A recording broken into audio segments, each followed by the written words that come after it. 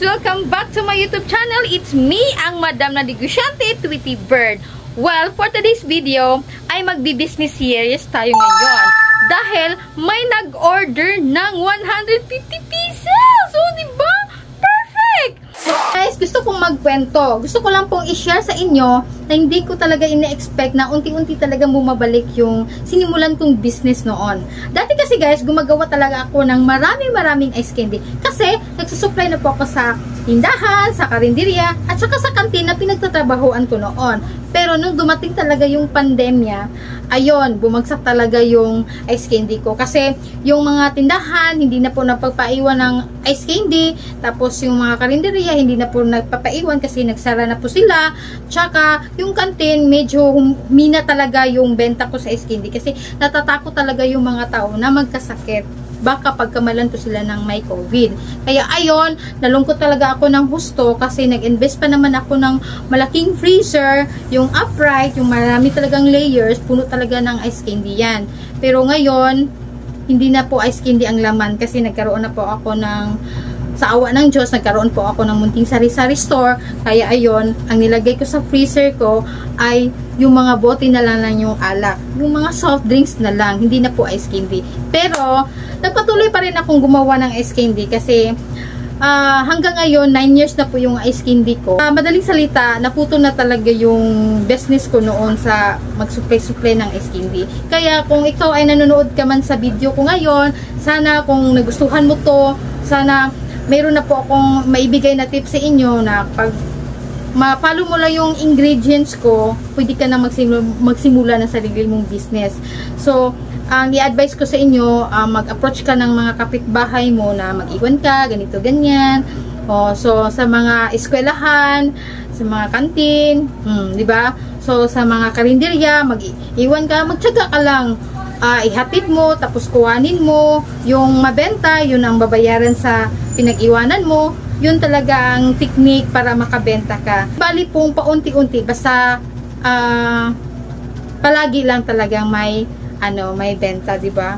Ngayon talaga guys, hinanap-hanap talaga ng aking mga sukilabs yung aking pinakamasarap na ice candy na hindi na kailangan lutuin, o di ba?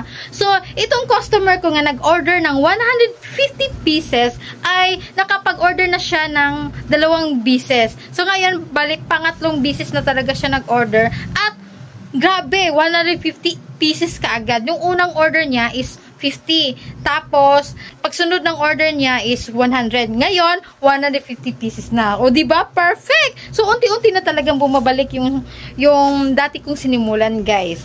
So, ngayon, nag-order siya niya ng 150. So, bibigyan ko siya ng 2 flavor. So, gagawa po ako ng isang mangga at saka isang mango fruit. Yung mango fruit talaga guys, medyo expensive talaga siya kasi mahal yung kilo ng mangga, tapos lagyan mo pa yung kanang crushed graham, so medyo expensive talaga, pero okay lang naman kasi happy po ako kasi yung mga customers ko, masasarapan talaga sila pag mango fruit. Pero ina-alternate ko talaga pag gumagawa talaga ako ng ice candy. Hindi ka talaga, pag maubos na yung mango fruit, sa susunod na flavor is iba na naman. A few moments later. So, simulan ko na po ang paggawa ng ice candy. So, meron po tayong mangga sa mesa. Natira po ito sa ating New Year's Eve. 2 malaking kondensada. 4 na evaporada. 1 kilo na asukal. 1/4. Siyempre, yung supot natin. Siyempre po, meron naman po tayong mango float ang flavor. So, mango graham. So, dapat meron po tayong crushed graham. So, 2 set po ang gagawin po natin na flavor. So ibukod ko na po ang pang mango float. So, dahil mango float yung ang ilalagay ko po ay 2 mangga. Tapos, 2 evaporada at saka 1 malaking kondensada. Pagkatapos, syempre, yung asukal. So, and then, yung crushed graham. So, ito na po ang isang set. Lagyan po natin ng 2 plastic, 2 cellophane ice candy. Tapos, ito naman po, yung sa ice candy natin na mango ang flavor. So, 1 kilo, 4 na pack, na tigwa 1/4, tapos, 3 mangga. Sama na natin yung maliit. Tapos, ito, 2 pack. Diba? Perfect. So, 2 set po ang gagawin po natin. So, ngayon, pag-usapan po na talaga natin yung sahog. Yung sahog ko talaga, guys, ay nagkakahalaga talaga yan ng 100 pesos. Hindi talaga bababa sa 100 pesos. Hindi lalampas, hindi rin bababa.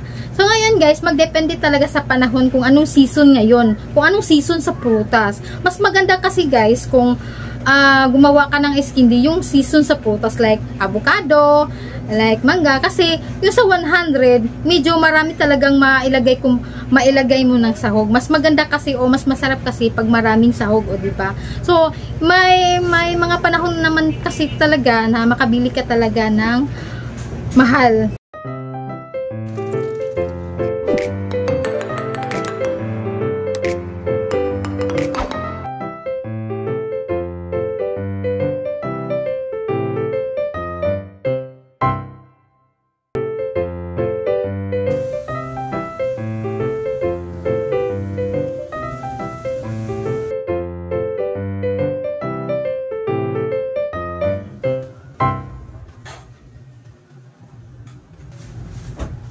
Hahaluin na po natin. So ayan, set aside muna natin. Dito po tayo maghahalo ng tubig. So ilipat po natin siya dito. So isalin natin dito yung ating hinalo. Mag-a-add po tayo ng 2 pitchil na tubig at step by step lang talaga, wag po natin biglain para mahalo po natin at ma-dissolve natin yung asukal. Lagyan natin ng konting asin para mabalance yung kanyang timpla. Mabalance yung kanyang tamis na intact talaga yung pagkatamis niya. So yan po ang sikreto natin pag magawa tayo ng mga pagkain na tamis. Dapat lagyan po talaga natin kaunting asin. Dapat meron po tayong basahan. At meron tayong baso nga susukatan natin. So hanggang dito lang talaga yung sukat natin na ice cream. Tapos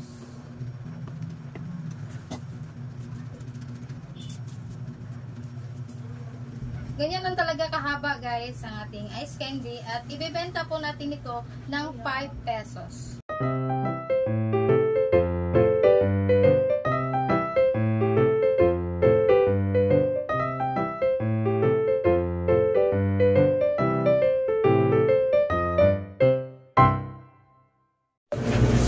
So ngayon guys, pag-uusapan po natin yung nagastos, yung puhunan, kung magkano talaga ang puhunan sa isang batch. So, ang puhunan lang naman po natin dito guys ay 1 kilo or 1,000 ml na kondensada, nagkakalaga yun ng 105. Tapos 2 can ng evaporada ay nagkakalaga po yan ng 60 pesos. Kasi 30 pesos ang bawat lata, di ba? So, 1 kilong asukal na 75 pesos at saka 2 ganito na tag 10 po, ang costing ko po dito ay 20. O, di ba? So, 260 na lahat. Tapos, yung sahog, pag-usapan pa natin yung sahog. Sa akin po talaga guys, yung sahog talaga, nagkakahalaga talaga sa akin ng 100 pesos. Hindi talaga bababa o lalampas ng 100 pesos.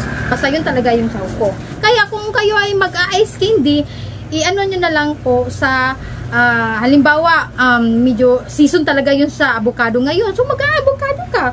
Season ngayon sa mangga, so mag-mangga ka. Mag-mango fruit ka. Pero, meron naman talagang mag-request o kaya meron talagang maipit ka talaga sa panahon niya, medyo makabili ka talaga ng mahal. So, kagaya ngayon nga, medyo mahal talaga yung mangga, tapos gumawa po ako ng mangga. So, ayun, mas maganda talaga guys na makabili ka ng mura kasi yung flavor ng yung ice candy ay abunda talaga sa flavor, o diba? Mas masarap kasi pag maraming mangga. Ito na ang ating pangalawang batch. Natapos na po ang ating unang batch na mango grahams. At ito naman po ay ating manga flavor. O, diba? Perfect! Overload sa mangga! Charot! 3 mangga lang to, pero marami na siya. Alam niyo naman guys, na ang mahal talaga ng mangga ngayon. Tapos dito ko po ilagay ang ating finished product. At huwag niyo naman pong iman yung tupi dyan.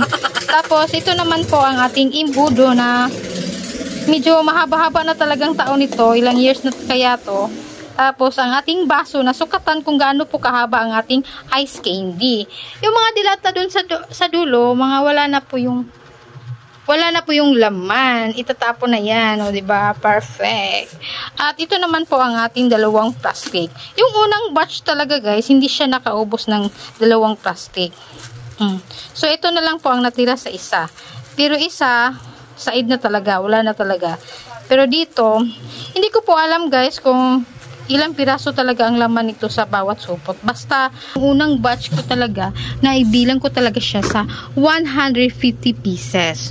O, diba? Perfect. So, ibig sabihin, guys, na hindi talaga umabot ng 100 pieces ang bawat balot. O, diba?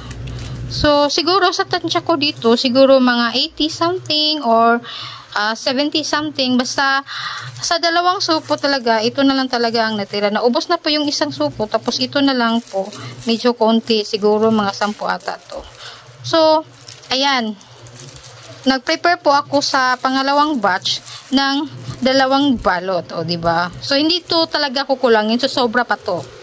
Kagaya kanina. So, ayan na guys, natapos na ang pangalawang batch. Mabilis lang talaga to kapag nasanay ka na sa paggawa ng ating ice candy. So, makukuha mo lang talaga siya, mahigit kulang-kulang sa 1 oras ang pagpack na lang nito.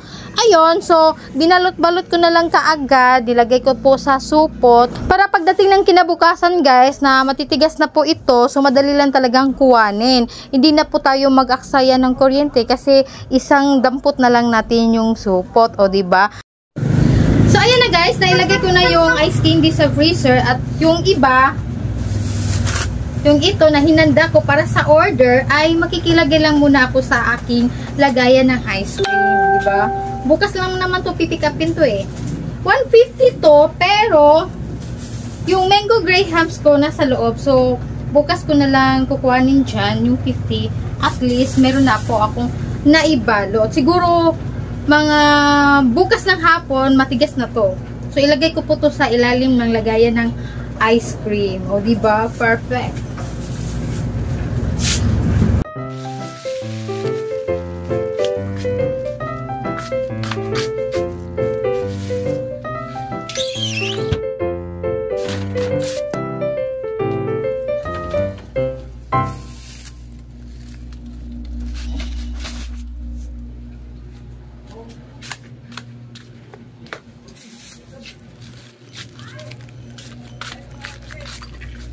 Hindi ko muna siya itatabi.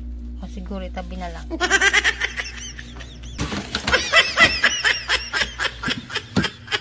So ngayon guys, nakagawa po tayo ng 2 set na ice candy. Nakagawa po tayo ng mango grahams at saka mangga. So sa isang set talaga guys, sa isang batch talaga, makagawa ka ng 150 pieces. O diba? So, mabenta lahat yan ay 750 pesos. So, ang tanong, magkano ba ang puhunan? Ang puhunan lang naman po natin dito kasi hindi naman to lulutuin. Sinagad talaga natin sa gatas kasi sa ice candy talaga guys, marami kasing nagko-comment sa akin nung unang video na hindi ba yan icy but walang cornstarch. Talaga yung ice candy talaga natin is pure na pure talagang fruits at saka milk. O, diba? Makikita mo nyo naman po sa video na nilagay ko nga kung gaano ba karami ang sukal, ang gatas, ang condense, o diba? So, kung i-follow mo lang lahat yung aking portion, yung set ko talaga, ay makukuha mo talaga ang tumpak na timpla sa aking ice candy. So, nagkakahalaga lahat ng aking ingredients ng 360 pesos. So, ngayon, yung ating puhunan na 360 pesos, hindi naman titigas yung ating ice candy kung hindi po tayo hindi tayo gumagamit ng kuryente. So, magcha-charge tayo sa kuryente. So, sa 360, ang i-charge po natin sa kuryente ay 40 pesos. So, i-mark down po natin lahat ng ating puhunan o nagastos ay 400 pesos. So, ngayon, sa isang batch, nakagawa po tayo ng 150 pieces. So, diba? So, mabibenta yan lahat 750 pesos. So, ngayon, ang puhunan po natin ay 400. So, kikita ka ng 350 pesos. O, diba? Saan ka pa? So, ngayon guys, pag-usapan po natin yung resealer. Sa isang batch talaga guys, kung wala ka talagang resealer, ay kikita ka talaga ng 350. Pero, may resealer ka, diba? So, kikita ka na lang ng 200 pesos. Bakit? Dahil, alam nga naman guys, kung ibigay mo talaga sa resealer mo yung price na pagbenta mo dito sa tindahan, syempre, ima-markdown mo talaga yan para, kumbaga, may katuwang ka, may tumulong o may katuwang ka sa pagbenta sa produkto mo, o diba? So, paano siya sisipagin kung ang kikitain lang naman niya ay konti lang, di ba? So, ang presyo po talaga na ibibigay ko po sa reseller ko ay 4 pesos. So, instead of 5 pesos, ibibigay ko po sa kanya ay 4 pesos. So, kung ibibenta niya ng 6, so, kikita po talaga siya sa isang piraso ng ice candy ay 2 piso. So, yun, sisipagin na po yung ating reseller. Tapos, mas maigi po talaga, marami po tayong reseller kasi hindi lang po talaga 200 pesos sa isang batch ang kikitain po natin kung marami po tayong reseller. O, diba? Salamat naman po kung nakarating ka sa part na ito at sana man lang po paki-comment naman po kung may nagustuhan ka sa video ko o kaya may mga katanungan ka. At kung ikaw ay bago ka pa lang sa akin channel, don't forget to subscribe and hit the notification bell para lagi po kayong updated sa mga videos na aking ina-upload. Thank you! Bye-bye!